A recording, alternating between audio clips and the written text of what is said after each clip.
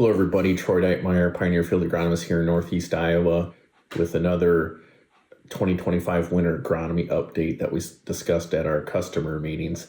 And this one here is increasing soybean yields without increasing cost. And a lot of times people have been saying, your guys' corn yields have really been increasing over the past 5 to 10 years. And it just seems like soybeans aren't keeping up. What are some things that we can do and to increase yield and maybe not spend a whole lot of money? So we're going to go through a few of the things that we discussed at our winter meetings. Now here, this slide just kind of shows a summary of some of the things that we talked about. We won't cover all of them here today in this video, but some of the things that we definitely see that can increase yield are things like planting as early as possible after the crop insurance date, using fuller season soybean maturities, fuller season varieties. It's a struggle, but doing things that you can to harvest at 13% moisture and not let the beans get too dry. Variable rate seeding. And one of the things that we talk about a lot in our in-field sessions with customers is spacing and emergence uniformity in soybeans is just as important as it is in corn. And unfortunately, a lot of times soybeans kind of get planted when it's not fit to plant corn. And this can just severely limit our yield potential. And if one of the things you really want to do is you say, I can't grow beans unless they're 70, 80 bushel beans, I just can't justify growing them, then, having 3 to 4 years of corn and then plant soybeans seems to have the 10 to 15 bushel yield bump over, say, like a 50-50 rotation. So let's maybe look at some of these a little bit closer and just kind of go over what we discussed at our meetings. So planting early, what I mean by that is essentially the crop insurance date. And for my region that I cover here in Northeast Iowa, the crop insurance date is April 15th. And so when soils get fit and it's the 15th of April, we feel very comfortable with today's seed treatments and genetics that you can plant into good soil conditions and not have to worry if those soybeans stay in the ground for 2 to 3 weeks before they emerge. We've seen that now for many years, and it just seems like it works. Here is a graph showing the yield by planting date of plots in my area as well as some other areas in Northeast Iowa over the past few years. And you can see that there is definitely a trend of getting soybeans planted early and a yield response to it, often 4 to 5 plus bushels. And then as we get into May, it can actually go up to 10 plus bushels. And it's just because those plants are able to produce more nodes, which means more pods, more potential yield. So again, getting those soybeans in as early as possible after the crop insurance date when the conditions are fit.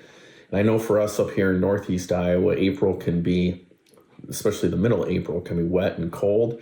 And so what we're seeing is, no-till is a great system for soybeans, but for early planting, it can be a struggle. So we've seen that maybe if we're going to take advantage of April 15th through 20th, 25th of April plant dates most years, it's probably going to require a little bit of tillage, such as a vertical till pass or maybe some strip tillage. All right, the next thing is fuller season soybean maturities typically yield more as well.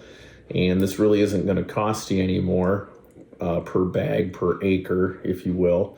But there are some definite bushels to be had if your operation can handle some fuller season soybeans. And I know it seems like the trend is just the opposite, to plant super early soybean maturities for the latitude that you're in.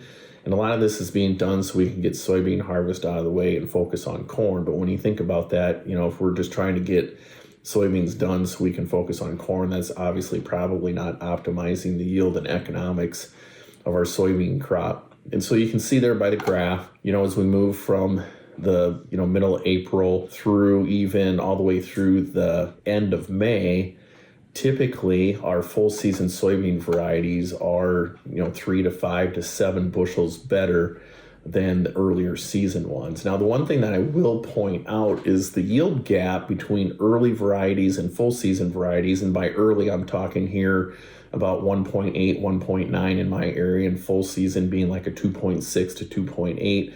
the yield difference isn't quite as great or consistent when we plant early.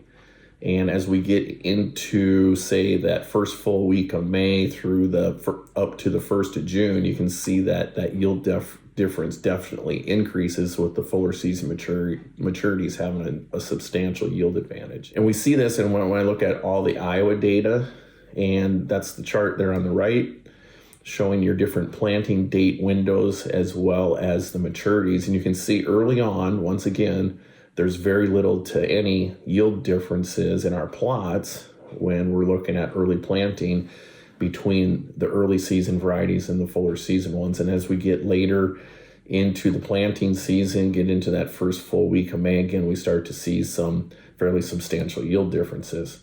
Now, a lot of times people will say, well, that's your plot data, Troy. What about the real world, our customer data? And so I'll share with you, we do have a fair amount of customers who are sharing with us their as planted and harvest data. And with that, I was able to go into the system then and take a look at the maturity of the soybeans as well as the planting dates. So you'll see across the top are the differences in planting dates that I kind of broke out about a week at a time. And then on the left-hand side, you can see we had anywhere from 1.5 maturity soybeans all the way up to 3.4s.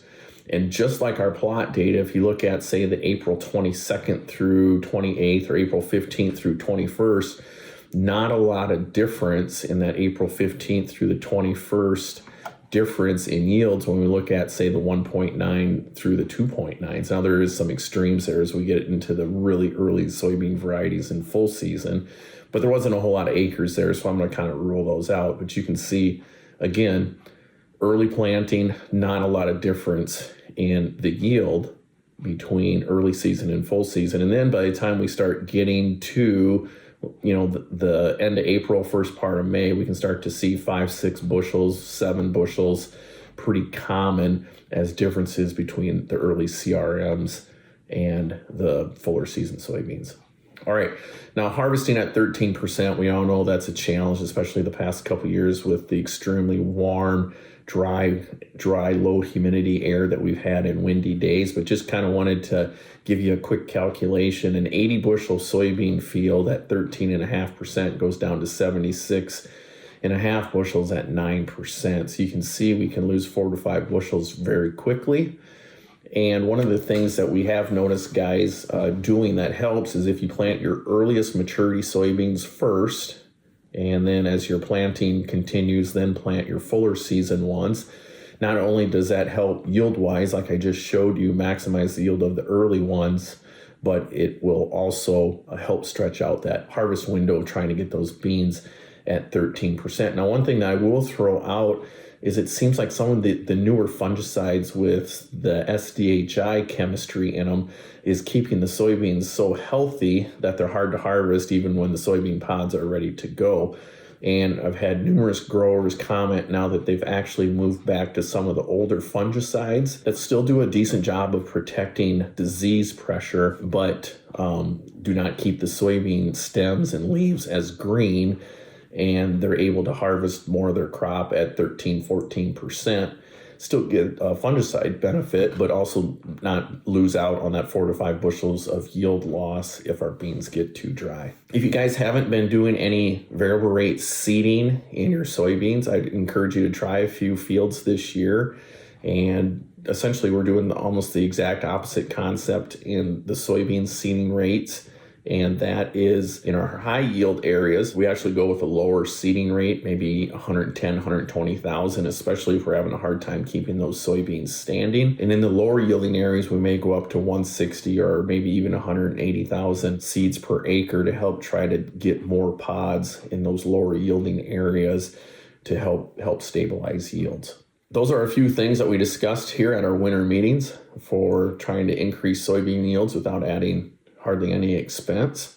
If you have any questions, be sure to contact your local Pioneer sales representative. Thank you. That concludes this Pioneer Agronomy video podcast.